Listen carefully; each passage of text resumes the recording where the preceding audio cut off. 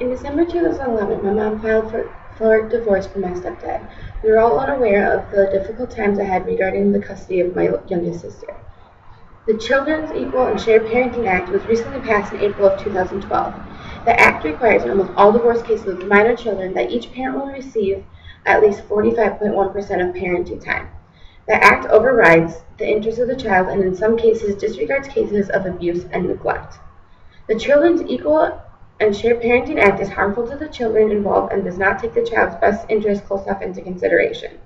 My 3 main points I will be covering are: the child is caused harm by being forced into uncomfortable situations, parents with history of domestic violence should not be awarded custody, and mental and physical disability and addiction scans should be mandatory along with the bill. The child is caused harm by being forced into uncomfortable situations. Stated by Michael DeBerner from Minnesota House of Representatives that with this bill, the parent who wants 50-50 custody is given a higher priority than what is best for the child. Part of the child's best interest is being comfortable with the parents and being able to be around them in an intimate situation. Another factor that plays into it is the child's adjustment level concerning schools, home, and community. If they're not comfortable in their home or in their community, it can cause stress levels and anxiety to rise. My second point is that parents with history of domestic violence should not be awarded custody.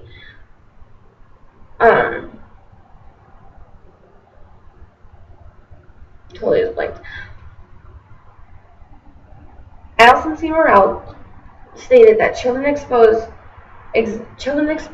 to domestic violence situations exhibited behaviors of depression, anxiety, stress, and struggle in schooling with not only intellectual abilities but social abilities too. This shows that the children involved struggle from the domestic violence that is happening. In this case, the children don't even need to visually see the domestic violence, but even just knowing that it is going on causes enough problems to the fact of where these situations happen, where they're depressed or stressed or their anxiety levels rise. And having the domestic violence around does not support the fact that it is in their best interest to be around these parents. My third point is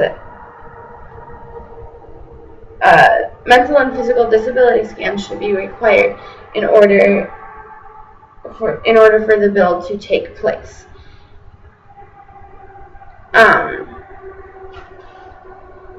Patrick Thornton from the 2012 session found that despite the children's best interests, a parent with a disability, whether it be a mental or physical disability or some sort of addiction, is actually still given the opportunity to be awarded 50-50 custody of the child. Now, if you take this into consideration, and you take a person who has such a bad disability that they are unable to take care of themselves, how are they supposed to be able to take care of a child in their best interest? This does not follow the best interest of the child, and in some cases will cause the child more harm than is necessary because they don't have the right care for themselves. To review my points, I have found that the comfort level of the child is disregarded in most cases. Domestic violence does not even matter if it's happening or not. They totally ignore it. And a disability doesn't matter either. So whether it's the best interest of a child or not, they're just going to plain out ignore it anyway and let the parent have the custody. My family fell victim to this law actually, and my youngest sister was forced into an uncomfortable situation with her father, which she was not comfortable with being around him in any type of close situation or even just being out in public with him in general. She's now recently had to be put into counseling sessions in order to deal with her stress and anxiety, and she went from a happy, cheerful little girl to someone who is full of hatred and worried. The bill of the Children's Act should just be completely removed from legislation. And the Family Law section of Minnesota State Bar Association tested this the first time it was released, and they are prepared to fight against it again in order to protect the children.